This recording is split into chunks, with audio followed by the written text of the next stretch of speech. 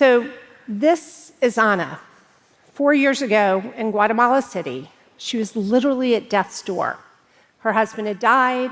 She had fallen into a deep depression. She had stopped eating. She didn't have the stamina to walk door to door to sell the eggs, which is what was supporting her family. Her daughters watched helplessly as she gave every last penny she had to them. Until a neighbor said, right down the street, there's a city-run free women's clinic where you can get help. And that conversation changed her life. She went to the center. They treated her for malnutrition. They gave her the mental health care she needed and other health support. And now Ana and her 2 daughters make tortillas in a small women-owned business, and that's enough to support her family. Ana was saved by information. So you hear that story and you probably think, another nice NGO doing some good work around the world. But when I hear that story, I think how the right information at the right time actually saved a woman's life. That information saved Ana's life. At the Carter Center, we work on global health and peace around the world. And I've been in the business long enough to know that there is no silver bullet to solving our world's problems. But the closest thing we have is access to information.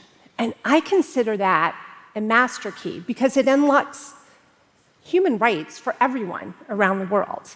And it's because of that that Ana's life and many other women's lives were saved. So when you work for President Carter, you spend a lot of time thinking about human rights. And when your other boss is Rosalynn Carter, you spend a lot of time thinking about women's rights. My favorite thing on Mrs. Carter's desk is a picture that she keeps of a group of women in front of the White House in 1977 protesting against the Equal Rights Amendment. And when I asked her, why do you keep that on your desk? She said because she wanted to be reminded of the work that she had left to do. Now, you don't have to be a former president of the United States or a former first lady to understand the power of sharing information. Honestly, obviously, the platform does not hurt. But what we do now is we look at how we match information needs with information wants that exist. So when we talk to President Carter about the fact that there's a gap between how men and women receive information, we asked very specifically, we want to run a program on this, but he is a very disciplined engineer, and he said, it's an interesting thesis, but can you prove it, and can you come up with a program that's actually going to make a difference? So, not working on anecdotal information, we decided to survey about 2,000 women, people in Guatemala, Liberia, Bangladesh, and we wanted to ask government offices, are women seeking information? And so when you go into a government office, you'll find women who might be sitting there if they brave the odds, but they're being ignored, they're being questioned, or they're actually being derided. And so we thought, what are the barriers to finding this information for women? Well, we all know data literacy and illiteracy is greater among women. They have less chance of education. Transportation can be very difficult. You look at gender norms and cultural norms, often women are responsible for not only full-time childcare, but also raising the family and working. And it also can be very dangerous if they take transportation on their own. And so one government office building, we noticed that there were no women's bathrooms. So if anyone had gone in to try to seek the information, they were there all day without a restroom. So we thought, what can we do to change the situation? So we decided that all politics is local and all development is local. And so we hired local information liaisons to help connect the dots for women to get the information they needed. For example, in Dhaka, in Bangladesh, there was a woman who wanted to get a street lamp in her slum, but her father had said, don't ask for the information, this is not your position, you won't get it. So when the street lamp showed up, he was incredibly proud of her. And in Liberia, a group of women came together and they sought information on county development funds.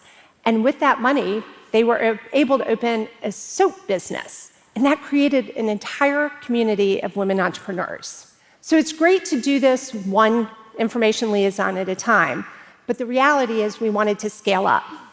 So in 2021, in the middle of the pandemic, we decided to start a campaign called Inform Women, Transform Lives.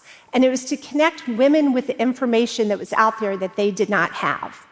So we're now on 5 continents, across 35 different cities, from Atlanta to Chicago, from Dublin to Rotterdam, from São Paulo to Kathmandu. And it hits 215 million people, 215 million citizens who can be affected by information through the city's programs. So this is how it works. We start with the city. We find a city service that women have access to, but they don't know about it because they haven't been told. And then we run radio jingles, we do murals, we do transit ads, we use social media, and we get them the information. We meet women where they are. So it seems quite simple, and the results were real. In São Paulo, there was an 86% uptick in the information that was received for gender-based violence and domestic violence. In Nairobi, we were able to put the sign up that actually was a hotline for women who wanted help on domestic violence. Before this billboard went up, there were 10 calls to that hotline. After this billboard went up, there were 500 calls. That's 490 women who needed the assistance the month before, but didn't even know it existed.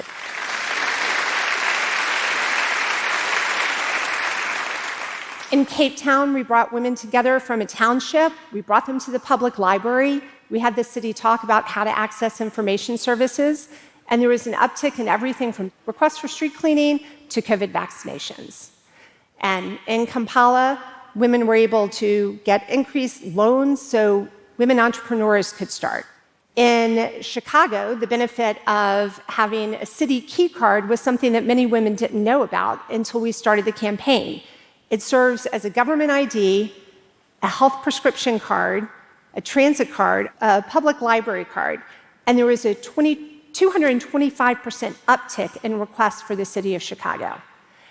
And then here in Atlanta, we have a program that we call Safe Spots. It's a program that the city started to create in fire stations a safe spot for women and children who are going through domestic abuse to enter.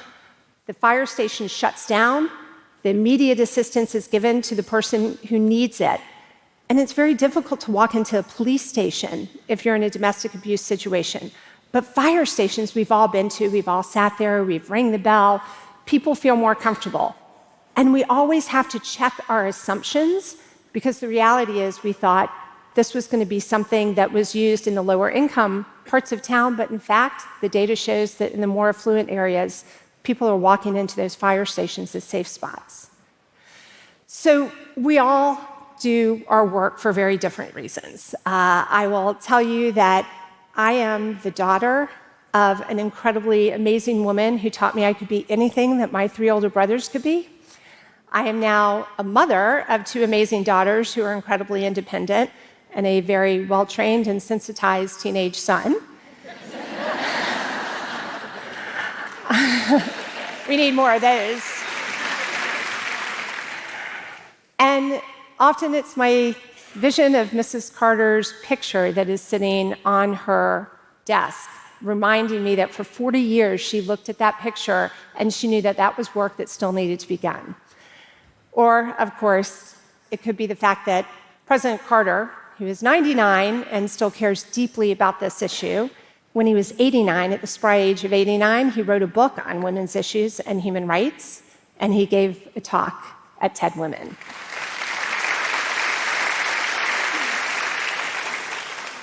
He has always taught me that wherever we go in the world, people are intelligent, they care about their families, they're hardworking, but they often just don't have the information that they need to be successful.